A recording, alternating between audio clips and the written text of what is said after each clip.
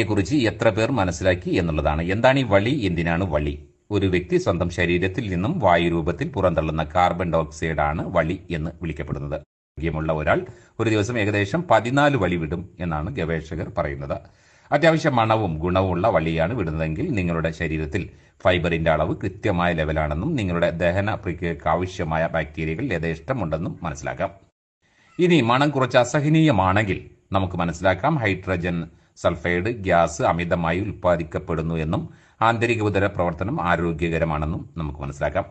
ഇനിയാണ് ടിസ്റ്റ്. ആരെങ്കിലും വിട്ട വളി നിങ്ങൾ ശ്വസിക്കുകയാണെങ്കിൽ ഒരുപാട് ഗുണങ്ങൾ ഉണ്ടാകുമെന്നുകൂടി പറയുന്നുണ്ട്.